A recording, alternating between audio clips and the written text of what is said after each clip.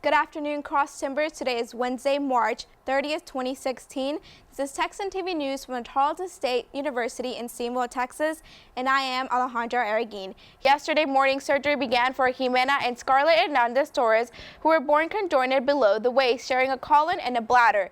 Right now, the Sheriff Department is looking for Ricky Edward Saxon, who's accused of stealing hand tools from an area church.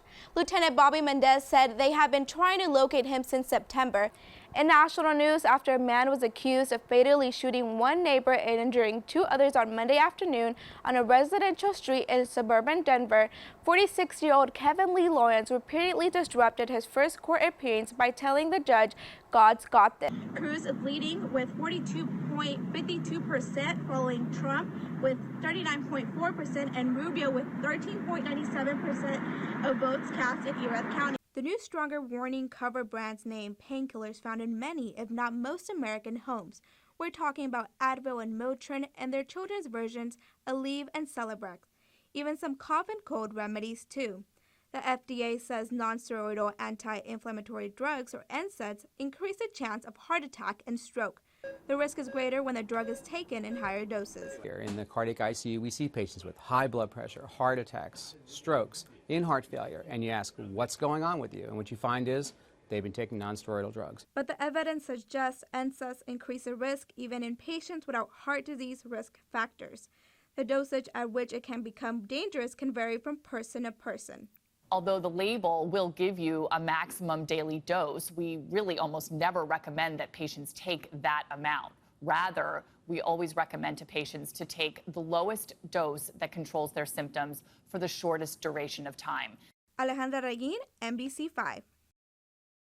According to the Associated Press, a body has been found in a creek at the University of Texas in Austin in what authorities described as a possible homicide. After spending over 14 years on death row, 60-year-old John David Battaglia is scheduled to die by lethal injection today at 6 p.m., making him the 10th inmate executed this year nationally and the 6th in Texas. In the Democrat Party, Hillary Clinton won with 52.52% of the vote.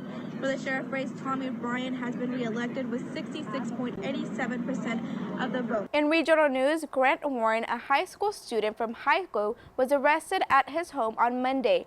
Warren is said to have made a terroristic threat at school after being notified by the school. The high school marshal of office went to Warren's home and made the arrest.